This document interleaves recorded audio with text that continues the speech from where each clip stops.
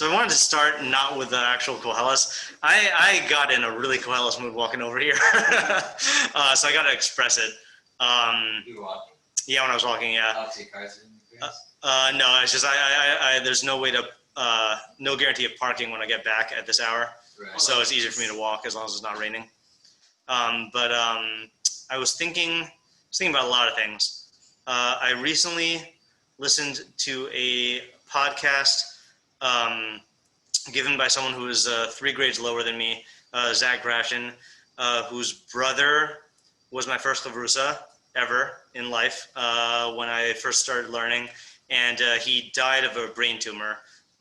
He was 2 grades below me, so we learned for my first year in yeshiva, and then like the next year he got a brain tumor, and then he died in 9 months. And then Zach, his younger brother, started a podcast called Traumatically Triumphant, where he interviews people who went through traumas. And he interviewed Rabbi Owen, who is also associated with yeshiva, who had a son who was 12 who died from a very similar brain tumor in a similar number of months. So I listened to that last night, and then I was walking here, and I saw a bunch of kids sitting on the sidewalk, and as I was walking, I associated back. It was something about the color of the sky, and then seeing yeshiva against the backdrop of the dark sky, and associating back to a walk I took 18 years ago when I was in yeshiva for my first year, and realizing that like a lot of the people who were like little kids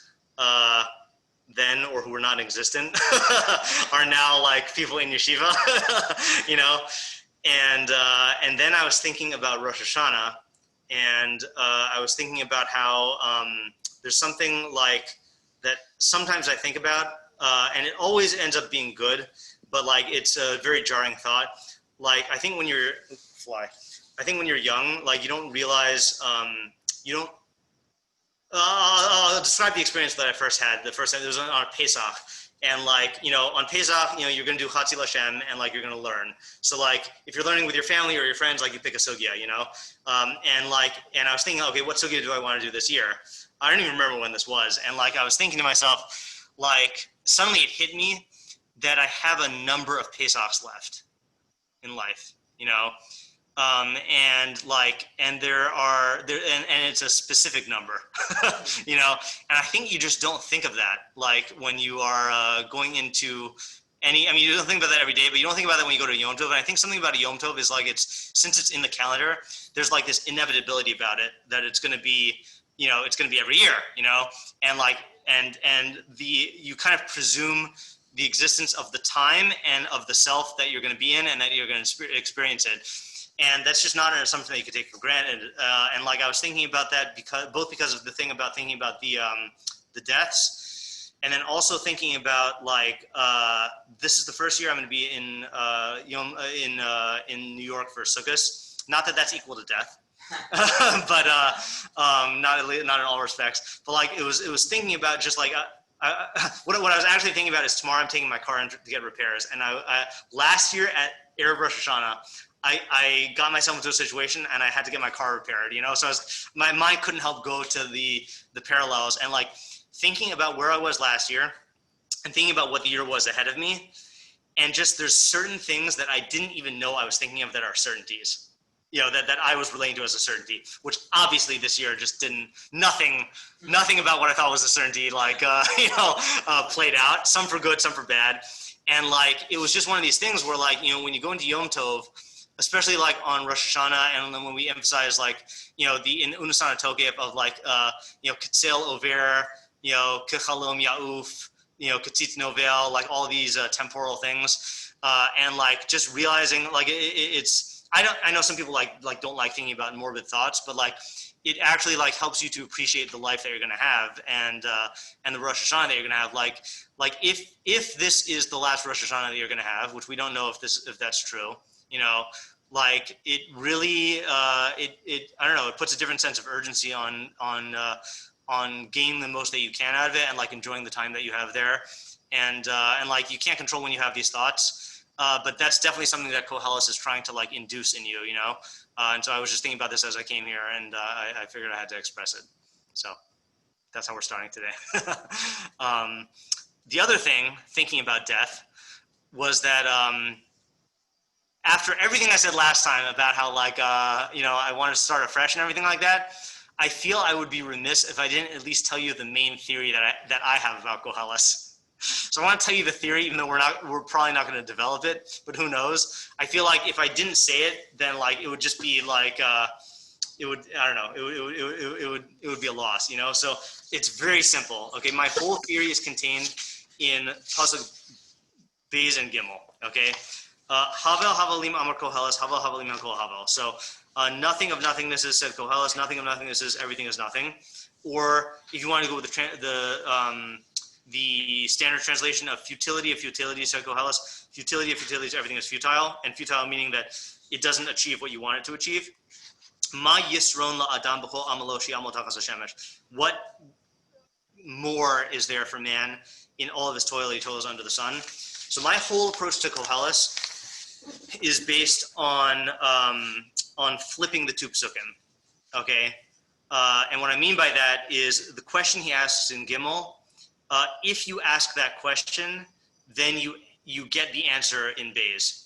And what I mean by that is my Yisron la'adam. So my definition of Yisron, what more? So Metzudas David says it's profit, specifically in terms of in monetary terms. My definition of Yisron is literally more, and that's the problem in the way that people relate to Olam Hazeh, is that they always want something more than they're actually getting. And if you toil looking for more, then you're not going to get it, and you're going to view everything as hevel because it's not going to live up to your expectations. And the way I view the book is that it's exploring all the different versions of Yisron, all the different versions of ways in which people seek more than what reality has to offer, and how that lets them down, and then how to escape from the cycle of being driven to seek more out of reality than you actually have. So that's my approach to Koheles, for whatever it's worth. Yeah. Okay, back to Metzudas David. I just felt I had to say that. Sure. Yeah. Question? Yeah. Do you think there is a Yisron you could get? So that I guess in terms of my view, then that it's funny. I never actually thought about that question in those terms, with that diuk that Chazal make of above the sun. I think the answer lies in. It's a good question. I want to think about it. Yeah. I mean, I do think that there's an answer to how to escape the drive for Yisron, but the question of if this applies to everything, because the way I learn it is there are a lot of pesukim about taking things that have to do with Yiras Hashem and mitzvos and making them into a Yisron. The way I learn Yisron is I call it a placeholder term, where let's say for example bracha, right? It's the term bracha means tosefes tov, an additional good.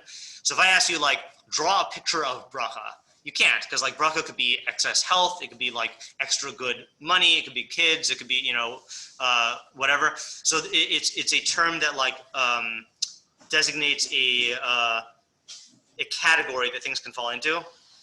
So so when it comes to Yisron, anything could be made into a Yisron.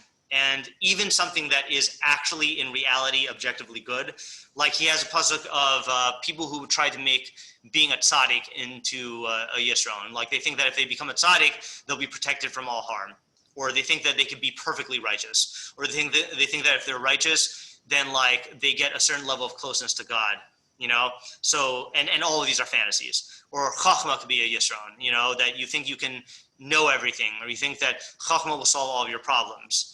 Or mitzvos, that you think that you're doing mitzvos to serve God, but really you're trying to basically get this superiority, this feeling of superiority over other people. So anything can be made into a yisron, which is why I guess I don't think of it in terms of things that are above the sun and things that are beneath the sun, because anything is subject to relating to it as a yisron. So that distinction is not natural in my idea. So for you, does yisron have to be by definition unrealistic? Yeah. Right. So Yeah. it couldn't be. Yeah, exactly. Yeah. You can have realistic pursuits that are not just like nothingness. Yeah, if you pursue something because of what it is, and your expectations are in line with what you're going to get, then it wouldn't be a yisron. Then it would be a realistic expectation. Yeah. Yeah. Okay, so should we go back to the Metzudas David? Yeah. Okay, so what we did, I think, to my mind, I was trying to think back to what we did. The main gain I think we made last time is he said that there are 3 problems with pursuing wealth. What was it? The movie is still not made? No. Oh, that was the other thing that I was thinking about on the walk, by the way, of like how grateful should we be that our lives revolve around seeking knowledge of reality. Like that's what I was thinking about, like, where am I walking to? You know? And like the people who are going to be there, like, where are they walking to? And the fact, I mean, I guess I'm realizing now I'm thinking about it in that terms of the Chazal's bracha about like going to the Beis Midrash, like we run and they run, we run. Yeah. What's the phrase? Anuratzim lechaye olam, ve'im ratzim leber shachas. Right. Yeah. And like I was just thinking about that. Like, that's not a situation that most people find themselves in, and like you can't really take credit. You really can't take credit for it. Like, you know, like how many people are in that situation because of pure free will decisions that were not at all dependent on anything else. You know. Yeah. Yeah, Abraham. Yeah. Yeah, and like I feel like, especially with like COVID, it like drives home the fact that like all of these things that are like people are seeking as like a yisron, just you can't like really achieve them. Yeah. Like. Yeah, people were forced to confront that. Yeah. Yeah, because like let's say you're seeking like social things like. Yeah. You like shut down and you have no like control over that. Yeah. Or like you're seeking like pursuit of wealth and then like this is huge like financial disruption. Yeah, right. And truthfully, you can't disrupt chachma. Like, you know, I mean, you can change the way that you get it and like diminish certain resources, but you can't actually stop it. You know. Yeah. Yeah. Okay. Anyway, so he said there were 3 things about gathering wealth that make it a pursuit that's hevel, right? One is that it doesn't last, because you're going to die, and if you think, oh, I'm going to leave it over to my kids, so then it's going to go away and the world's going to go away, which we still think is like hyperbole, right? I don't think we answered that question.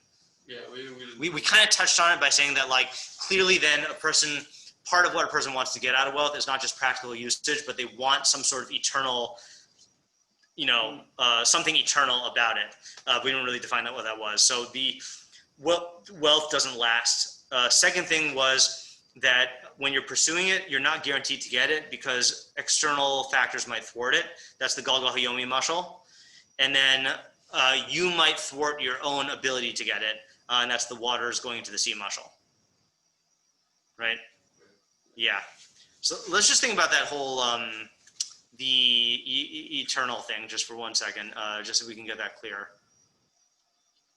Right? So like, what is a person trying to get out of it that is forever, and like, why is that important? Especially because it doesn't seem connected to like the function of wealth, of like getting stuff to be able to enjoy it. So how did we explain hey and vav? How do we explain what? Hey and vav. Hey and vav. I gotta remember which one those are. There's the sun and the sun. Yeah, that's the that the sun is trying to go east, but the Galgal Yomi makes it set. And that's a mashal for the fact that we try to get wealth, but like external things prevent us. And then our yearning just comes back, and then external things prevent us, and our yearning comes back, and so on. Yeah. Yeah, that one's the easiest to see, I think, in terms of like, you know, people who have ambitions to make wealth. There's a lot of stuff that's not in their control, and like there's just no guarantee, you know.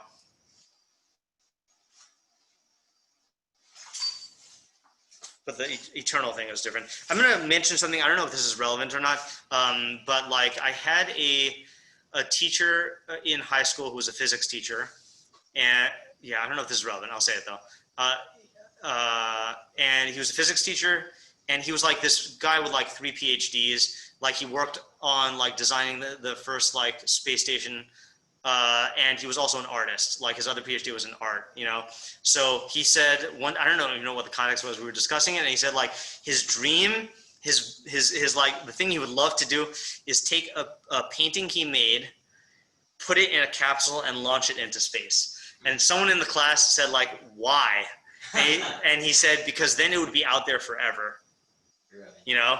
And like that to me, like, I think must have been the first time I consciously saw someone having that sort of like eternal fantasy of like, if there's something that I made that is out there forever, then I'm good, you know? And I'm questioning whether it's relevant, because I can see that in terms of people like making things. But does that have anything to do with the desire for wealth to last forever? Like, because wealth is something that you produce, you know, and like I could see like a person who, you know, makes $1 million and then like leaves it over. Part of that is wanting to have it last, because as long as it lasts, then like something of me and my accomplishments, you know, are still remaining even when I'm dead. And a lot of times people tie kavod to wealth. Yeah. That also counts as your legacy is measured by wealth and kavod. Right. People group them together. That's true. That's true. Not too far off. Yeah. The only thing I guess that I'm questioning about that is and maybe we're not right to make this question here, but like in his example, he's talking about like leaving it over for your kids. That's like the form that the fantasy is going to take. And then no, the generation is going to die and the earth is going to go away. And like kavod doesn't seem to enter into that particular picture. So like remembrance is like a kavod. Like the fact that we know who Korach is, like even though he's not like a kavodic guy, like like the fact that we remember who he is. Right. Right, but that's what I'm saying is like I don't even see that in his example. Right. Like it seems like what I produced or my kids, like those are the two things. Right. That's true. And I think what you're talking about is going to come up later on. I just don't think that's what he's saying here. Right. Okay. I think that's like what your professor was Yeah. That's what my professor was saying. Yeah, that's definitely a common thing. Yeah.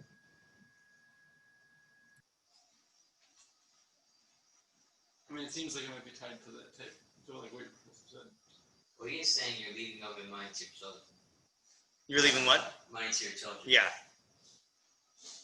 So I'm saying it does seem like there could be some vicarious existence. Right. Yeah. The children thing. That's why it does sound like that is connected to ego somehow. That they're my children. You know. Yeah.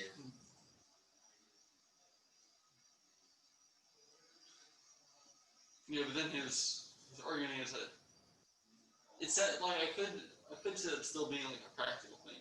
Like you care about your children, so you want them to be able to have like sustenance or whatever.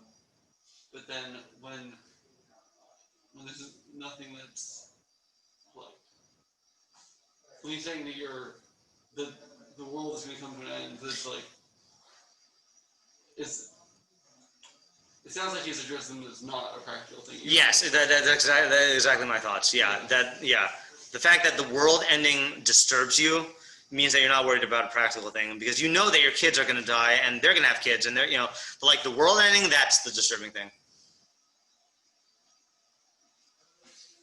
And this also goes back to his definition of hevel. That hevel means it's nothingness, and the way he's treating nothingness seems to be that it's not going to last. And like so, there's some sort of fantasy that when you're making wealth, you're making something that's going to last.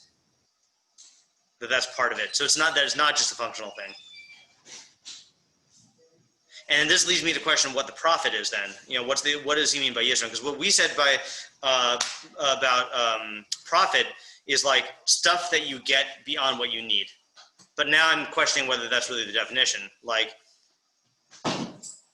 maybe the kiyum, the psychological like fulfillment of having profit is that like it is, because it's not practical, then you can attach all these fantasies of eternity to it. Like the money that I need that I'm going to need to spend groceries on. There's no way you can attach a fantasy of eternity to that. Like you're going to spend it to get groceries, and like it's evident to you that that's going to be consumed. But like if you're saving money in the bank, or like saving money for an inheritance to give to your kids, that you can attach the eternity fantasy to.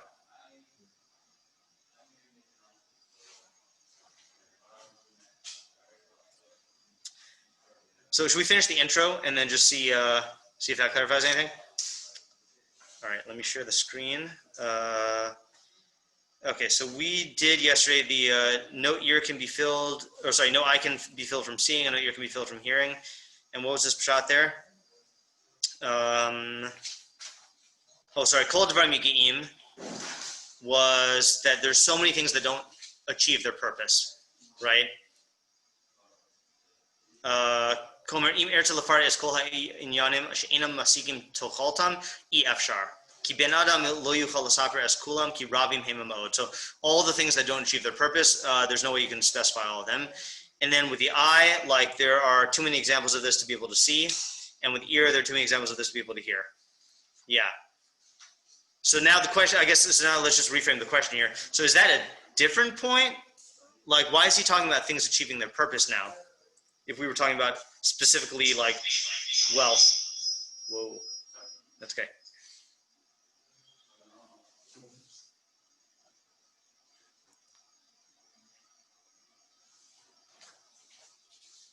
Let's go on. Okay, so the next pasuk in Tess is. Sorry, is he saying it's examples of? What is he saying? Is it like things that don't achieve their hope? Like, which is everything. Right? Yeah. Yeah, but like, I mean, he doesn't specify, right? Like, is it? Yeah. He's just saying like you can never achieve your goal. Is that like? That's what it sounds like he's saying, right? But like, given everything he's set up so far, why is he going that broad? Yeah. According to what I'm saying, it works. Yeah. That's what led me to that. Is that Yisron by definition is when you're trying to achieve something that reality can't give you, and there are infinite numbers of those things. Yeah, but in terms of like COVID's moment, doesn't seem like. Yeah. All right. Let's read the last three pesukim here. Tes Yod and Yod Aleph. Tes is Masha Haya Hushi here, Umasha Nasa Hushi Sevin Kochadash Takash Hashamish. So that which was is that which will be, and that which was done is that which will be done, and there's nothing new under the sun. Right? So on the surface, that's not true, because there are new inventions, right? So like in what sense does he mean that there's nothing new? Okay. This book is new. Masha Haya what was that? Just plagiarized. Gomer upen yihye lev ha'adam nifte alav lomar heinemes kein haya b'yamim harishonim asher shum inyan miha'inyanim lo hisik tochalto ba'amal u'hayagia. Okay, so he's connecting it to the previous pasuk. He's saying, lest the mind of a person be seduced upon it and say, it's true that in the early days there was something asher shum inyan miha'inyanim lo hisik tochalto ba'amal u'hayagia. There was nothing that achieved its desire through toil and striving and exertion. Aval lo kain hu b'hayimim ha'ele, but that's not true today, right? So in other words, it first wants to say like, yeah, in the olden days, then people tried for stuff and they didn't achieve their hope. But nowadays things are different, right? So how's he reading that in the pasuk? Mashaya hushi here. So that's refutation of a havmina that Masha haya eno is not what she, right? In terms of like achieving your hope. So now he says about lo kain hu, but that's not true. Bahayimim ha'ela, bahayimim ha'ela. Sorry. L'zeh Amar, according to based on this, he says da lecha masha haya me'az hu levado mashiyeh. That which was before is that alone is what it will be. What was it? Masha haya me'az hu. Oh, gamata, yeah, also now. And that which was done is that which will be, that alone is what will be done now. Who kefal inim b'milashonos? Yeah, that's Metzudas David's favorite phrase. Kefal inim b'milashonos. It is just repeating the same thing in different words, yeah. Yeah. You saying is that what the things which were done before are going to be done now? Right, in the sense of if you think that people couldn't achieve their purposes before, but now they can, that's false. The same reality that happened before is the reality that happened now. You know. You thought that for whatever reason, like you can come up with like lots of particular reasons why previous generations weren't able to achieve lasting gathering of wealth. But like now, since we have banks or internet or some, or Yeah. now you can have like an eternal thing. Yeah, exactly, right. So don't think that, Yeah, back when like houses were made of straw, and sticks, and like they burned down easily, and like now we have sturdy houses, like nope, that doesn't work, or like or the theft, right? Back when the I was just where did I read this? Reading about the invention of the cash register. And like, I guess I never thought about this. It was a problem that like, if you had employees, there was literally nothing you could do other than watching them at every moment to make sure that no one steals anything. And then like they invented the cash register, which the chiddush of that, I always thought the chiddush of the cash register was like counting money, but like it was the money is locked in there, and so it like the amount of profit that first guy made was insane. Like he was operating at a loss before and they made tons of profit, and then he went into the cash register business and like made a bunch of stuff. So I'm sure he felt that, oh, now my possessions are secure. Like beforehand people could steal all my money, but like now I'm secure. But no, now there are just different ways of stealing. Like now you can hack into their Bitcoin or whatever, right. So that is an interesting thing, right? That the fact that the fantasy renews itself. Like that in each generation there's some, actually I guess that's the next point, right? The yesh davar. Yesh davar sheyomar re'ezeh charashu. There is a thing that a person will say, look, this is new. Kvar haya l'olamim asher haya l'mifninu. What was that? Oh, there's another one? Yeah. Kvar haya, komer al tamin ki el ha'omer asher charashu. Don't believe the guy who says this is new. What? Is that what you have? Oh yeah, sorry, I skipped. Yeah, there's nothing new in the place of the shining of the sun, which he said means either things under nature or physical things, right? It's either emphasizing like the rule of nature or like physical things. Hu ha'olam kula, which is the entire world. Omer kamoshlo nishtana lihischade shum davar ba'olam. Just like there's nothing that can be changed to make it new in the world. Kain lo nishtana gamzo. So too this cannot change. Ki ad olam in shum inyan masik tochalta. Because for all ages, nothing can achieve its hope. Ba'amal hayegia, with the toil of exertion. Kasher lo hisig me'az. Just as it has not done beforehand. Yeah. So that's a slightly different reading than what I thought. Right. So he's saying the very fact that things don't achieve their purpose is built into the world. Right? That's not something that can be overcome any more than any law of nature.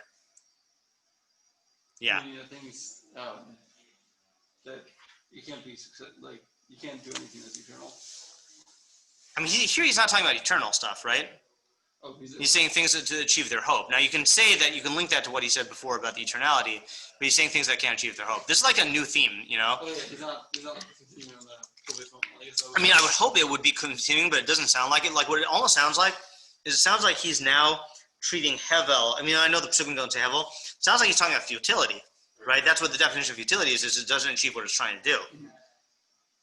Not nothingness. Yeah. And now he kind of introduced that with the river example and like the sun example, but.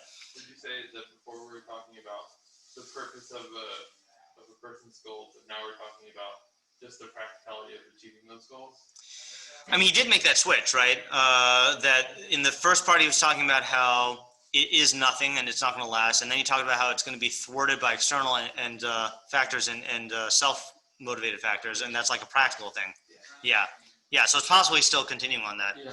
Also, he's called Divine Game. Yeah. Divine Game. Yeah. That was that seems like a new category. Yeah. All right, let's do the last two pesukim. Like you can't achieve anything. Right. So there's a thing that a person will say, look, this is new, but it's already existed in the ages that were before us. Yesh davar im ki yesh davar nimsa ba'olam asher alav yomar ha'omer re'eh v'havin shezed davar charashu. So even though there's a thing in the world that can be found in the world about which a person will say, look, understand, this is a new thing. Ka'omer, like a person who says, upin al yidei zeh takshov kamoshin nishtana lihis chadash davar zeh, kein nishtana gamzos zos shemi'ata lui chol ha'adam lahazik tuchal dabam lahagia. So maybe a person will say like this: you see, they can invent TVs, and you see that they can invent internet. So there is a way to overcome this tendency that is in man that he doesn't achieve his purpose, right? Like through the invention of new things, we can overcome this tendency that the things don't achieve their purpose. So what's the refutation? So that's the weird thing. The refutation is it's already existed for ages that were before us. Ka'omer, as if it is, he's saying, Al ta'min el ha'omer asher charashu. Don't believe the guy who says it's new. Ki be'emes kvar haya kazeh behemshach hazmanim ha'aruchem asher kol echad mehem haya bayamim asher lefanenu terem noladenu. Because in truth, it already was for a prolonged period of time. Each one of them was in those days before us, before we were born. So whatever the phenomena, what is he saying? Saying that the phenomena, no. He's saying don't believe that the thing itself is new, right? Why is he saying that? Yeah, I would think. He's saying because like there's something similar to this. Yeah, maybe he's not talking about like the invention of things, but let's say like productive habits. So let's say like if you build atomic habits, then you can make yourself into a person who's like amazingly productive and you can achieve your goals. Yeah. They're saying like it's not like that's something that's been like known in the past or something. I don't know exactly what he would explain it over like. Well, like to discover a way to unlock, to like remove the natural human impediment. Like, yeah, I mean, I don't know. But the thing that's bothering me is the way he phrases it. The previous passage says, "Look at this thing; it's new," and he's saying, "Don't believe the guy who says that this thing." No, sorry. What he's saying before is a guy says, "Look, this thing is new, and just like that thing is new, we can overcome the inability to achieve our desire." And his reputation is that thing is not new. Well, it's not. No, he says kaza. He says kiva ms kvar haya kaza b'meshach hazmanim. This categories already existed. But he leads though with Komer al tamin el haomer asher chadash hu zeh. Yeah. So the person is saying this is new, and he's saying no, we have things like it already. Yeah, right. But how does that help? I mean, he would say enachinami, the thing doesn't exist yet. You created it. Good for you. But whoever created the internet is building off of something else. Right, but how does that refute the argument that the person was building from the internet? What is his argument? I mean, because he's saying that he really created something. He's really not creating a new.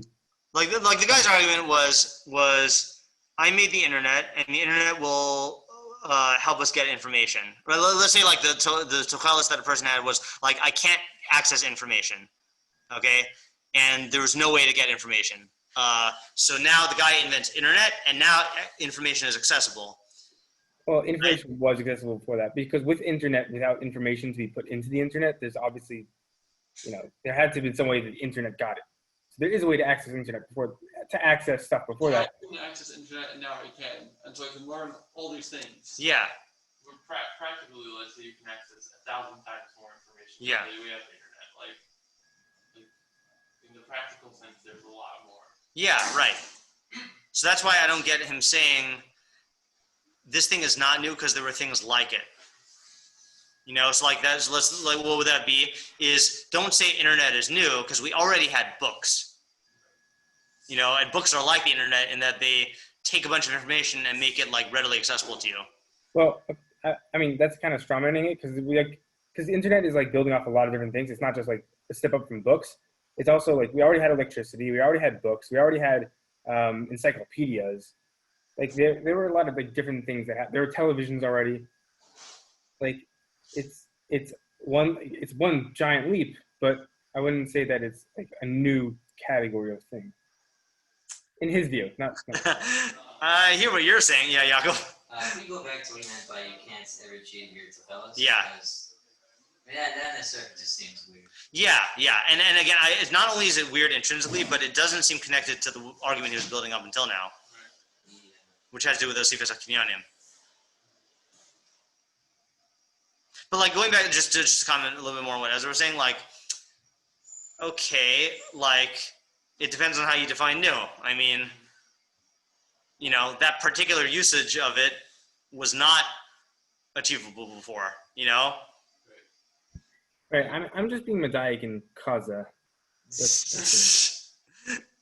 Also, I wouldn't have come up with this. Isn't he? What was that? He's linking his whole thread to achieving your tzachos. Yes, right. So, Right. The person's like, person who's telling you this is a new thing. Yeah. If we say his, like, it's not that he's talking to me about the practically new things we can do with this thing, but that he is relating to, like, we changed reality, like we changed nature in a way, where now things are different and now we can achieve our purpose. Where it's like he's not recognizing like the things that are gonna still hold him back because they're intrinsic parts of nature. But he's viewing like reality has changed. Yeah, I hear that reading. Right. I'm telling you, no. Lots of things have like been invented in the past that have helped humans. They haven't changed reality. They haven't created like a new world to live in where we like all can accomplish our purpose. Right, but like, is that straw manning things? Let's take an example, right? Like,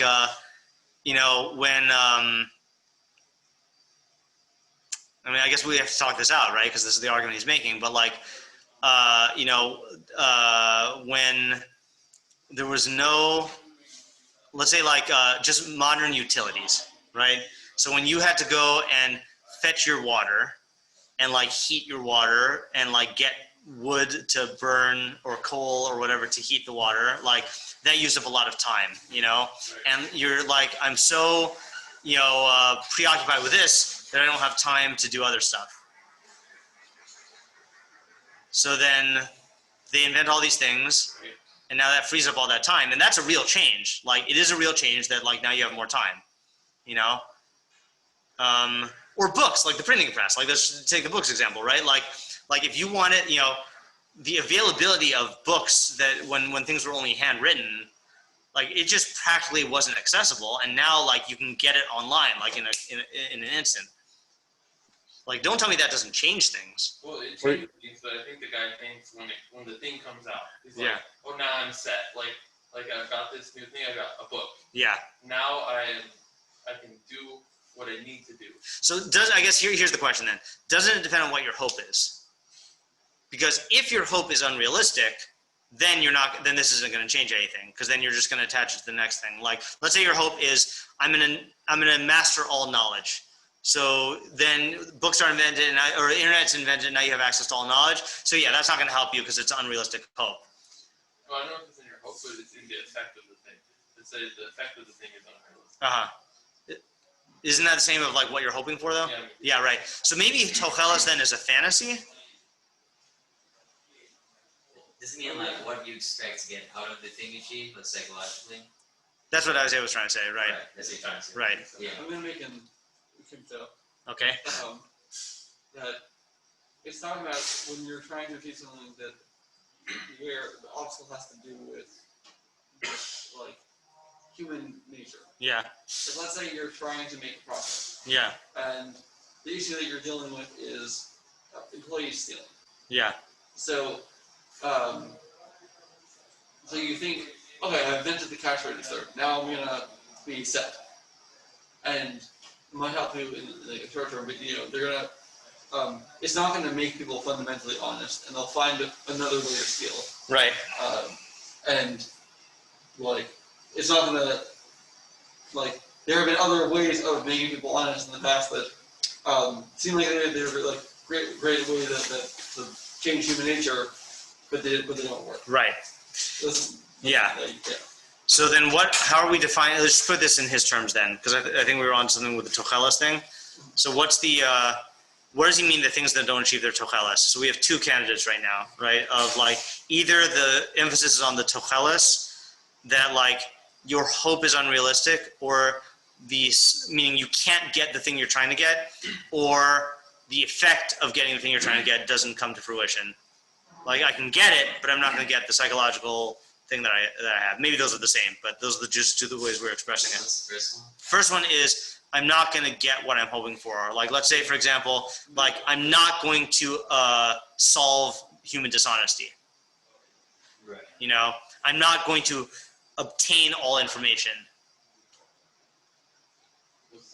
And the second one is I might get it, but it's not going to have the effect that I want it to have. Like, I'm not going to be happy, or like I'm not going to, you know, be secure. And you know, the sweeping terms he had, like he made it sound like there is nothing that achieves it's Koheles, right? That's why it makes me think that, like, I mean, it's categorically exhaustive. It sounds like. It makes me think the second one. Yeah. Yeah, it does sound like you still. You could achieve goals. Yeah. See, this is what I meant, Yaakov, when I was saying last time that, like, my approach was inspired by the Metzudas David for Yisron, but like, I'm not convinced that what I was saying about, because that's what I was saying about Yisron, is that you're trying to get something out of it that it's not actually able to give you, you know? But like, I feel like I'm not convinced that that's what he's saying, you know? Right. Maybe it is, but. All right, let's read the last pasuk, okay, and just we see the full picture, and then we'll try to put it together, okay. Ein zichron larishonim v'gam la'acharonim shehiyu lo yihye lehem zikaron im shehiyu la'acharona. There's no memory for the Rishonim, and we don't know what Rishonim is, like the early people, the early ages, and also for the later ones that will be, there will not be for them a memory, im sheyihu la'acharona, even though they came at the end, or along with the fact that they don't come at the end. I'm not sure. So ein zikron, he says, Ella ein zikron hama'asim. There's no memory for the actions that were done in the early days. Because they've been forgotten from humankind. Okay, so there's the actions. And even for the later ones that will be. And likewise, also for the actions that will be in the later days, there will not remain for them a memory. Zikron ma lama'an hishavosum im hamasim asher yihiu achar hazman hahu. Lo yishar lahem zikaron ma laman hashvosam. So there will not remain for them a memory such that you can compare them with the actions that will be at a later time. Lomar, to say, az hamasim asher nasu ata domim hem al hamasim asher nasu me'az. Such that you could say, the actions that are done now are like the actions that were done before. Ki hashichcha goveres v'holakas, because forgetfulness constantly overpowers. Of all the MS, but in reality, she'ein davar chadash ba'olam. So basically, what he's saying is like, you know, there's no intergenerational memory that would allow you to say, like, oh, my grandparents had this exact same experience, so what I'm experiencing is exactly the same as what they're experiencing. You know, but like, no, like there's, you know, it's the memory doesn't transfer like that.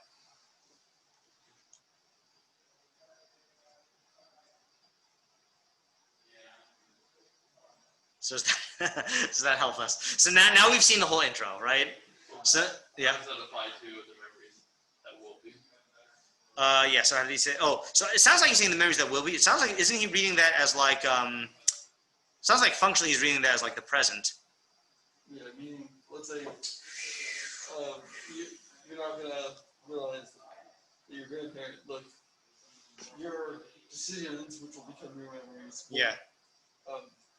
You won't be able to draw on the memories of the past. Yeah. Like, the kids these days are trying to do the perfect TikTok, you know, and working hard to like get it perfect and to be popular from that. And like, they totally don't remember that their grandparents were trying to do the Charleston to like get all of the, you know, like all of the popularity at the dance halls, you know, and the soda fountains or whatever, you know, and like, and if they realize that like, that was futile, that you're not going to get like universal popularity, or like you're not going to get the popularity or the perfection that you seek. So then maybe that would stop them from trying the same thing. First of all, it would make them realize that they're trying the same thing here that their grandparents did, and then maybe it would give them pause and make them realize like, okay, well, what makes me think that I can get this now? It's just a different flavor, you know? Yeah, it's like those who forget history are doomed to repeat it. Yeah. And you're going to forget history. Yeah. Right. That's what I'm saying. Right. But is it really really true that we don't have like memories of experiences from the past, and isn't that how we're taught lessons about how to behave? People tell us like, oh, we were in this situation and we did this and it didn't work. Right. So what it sounds like is that they don't take musar from it. Like the facts they can know, like let's say like in military history, like there are so many examples. Pretty much, I assume at this point, like maybe you can argue that like with the atomic bomb that was different because no one had the capacity to just completely destroy instantaneously like everyone. But prior to that, like pretty much all the battle scenarios have been played out in one way or another. So like the thought that so like and the facts are available. Right. But people don't apply it to their present situation. Well, you couldn't hold all those facts in your mind. Right. Yeah, well, let's say, like, Yeah. I mean, that's the point he was making about lo yuchal ish ladaber, lo sispa ayin liros, lo simala ozun mishmoa. That there are too many particulars to really recount, Is he? let's say like when Hitler decided to invade Russia, Yeah. it was like Classic. Yeah. Classic mistake. Well, it was the same mistake that Napoleon did. Mhm. And like if he had like thoroughly researched it, he might have like seen that it wouldn't. Yep. Yeah, but like, That's why Moscow's like most. Yeah. Yep.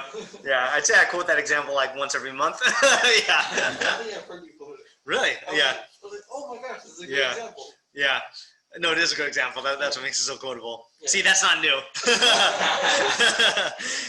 I didn't have your memory of the. Yeah. Is he saying that like practically you will forget? You won't be able to hold all those memories in your mind, or like you won't remember a certain thing, so you will make the same mistake again, or is it like the experiences in the past are done, so you can't be re-experiencing them and get the same.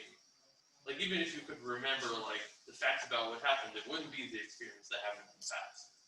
I think a third thing, and I admit that maybe I'm reading into it, is that I think he's talking just like intergenerationally, like that that these things like I think he's talking throughout history, not like within one person's lifespan or within the facts that are available to one person, but like just ages of human beings go through things and like go through like different experiences and like invent things.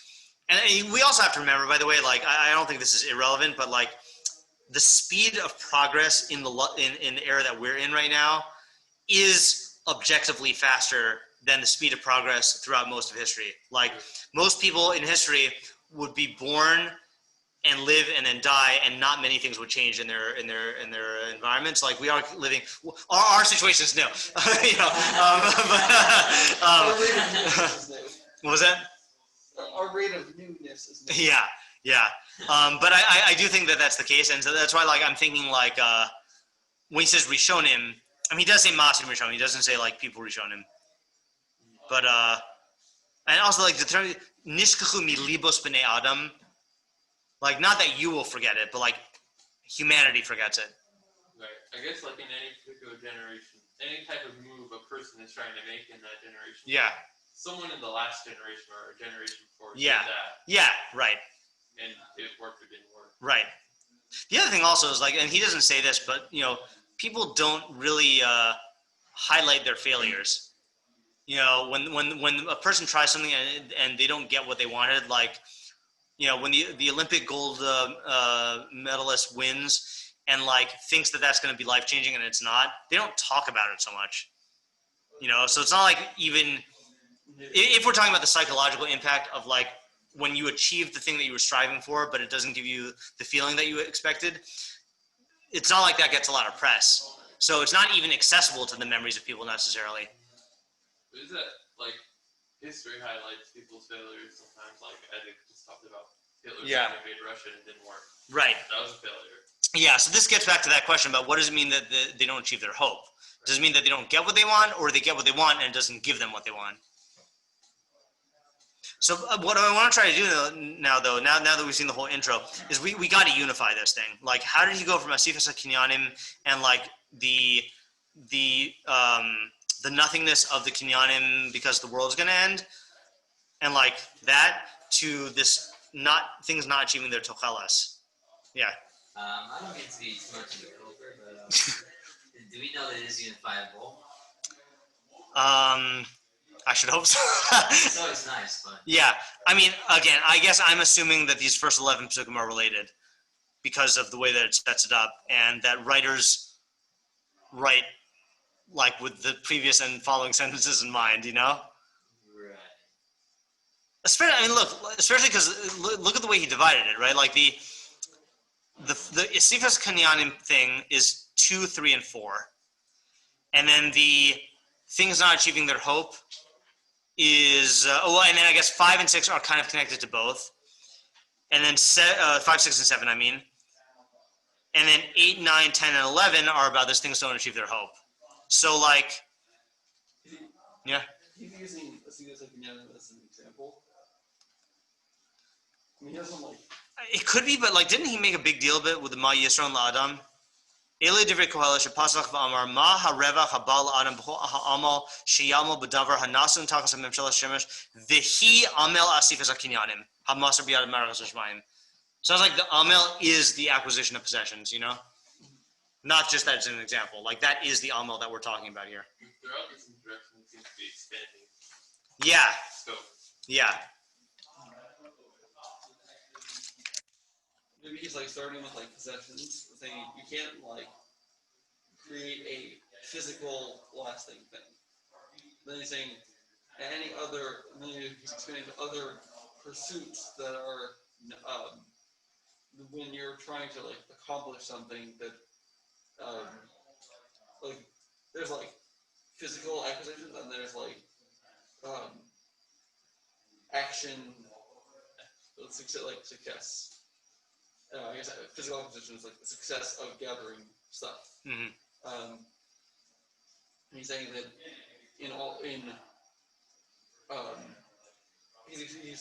he's expanding and saying that any pursuit of a success is futile.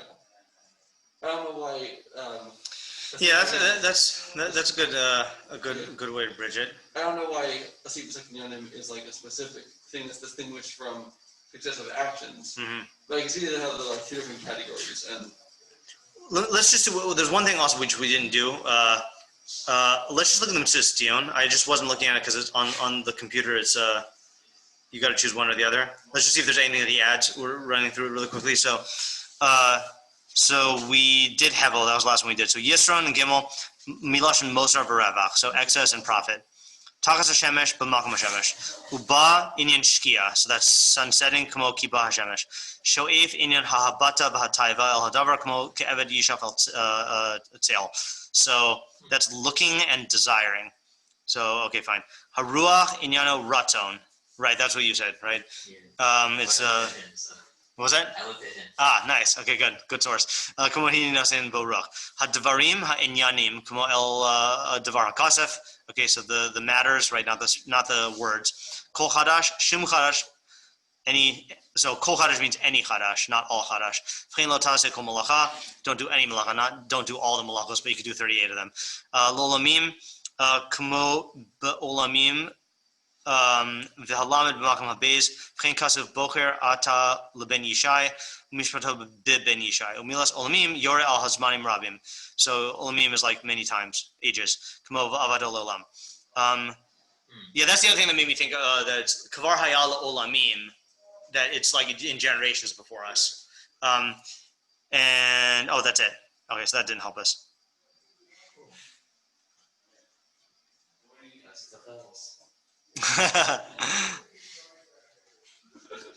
Yeah. This is the test. You say you passed. You can't understand my commentary.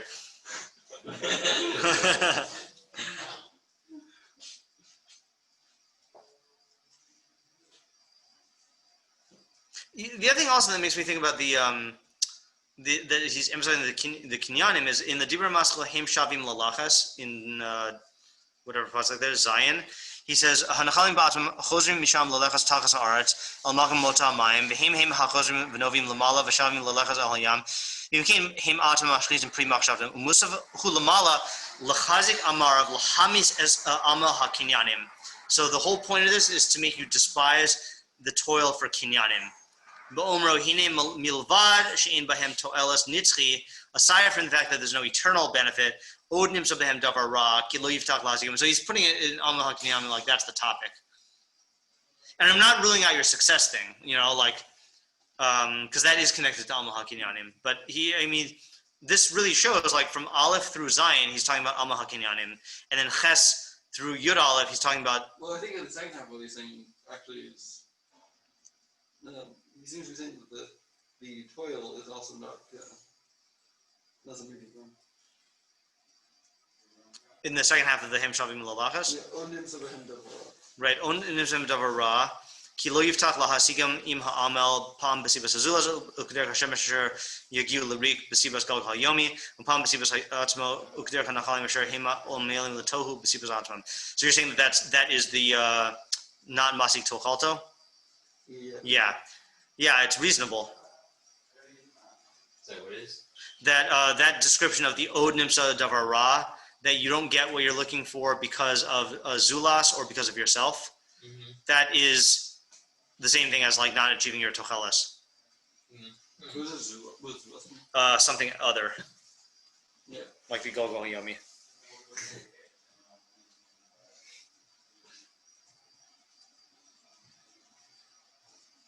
So this is the central question that we need to work on, is just unifying the two halves of the Hagdama. And then once we do that, that'll provide a framework for then going into the next part of the book. All right, let's stop for today and take a small break and then switch to question and answer. All right, I'm gonna stay on but stop the recording. So those who want to stay on can stay on. I'm going to switch to being called in.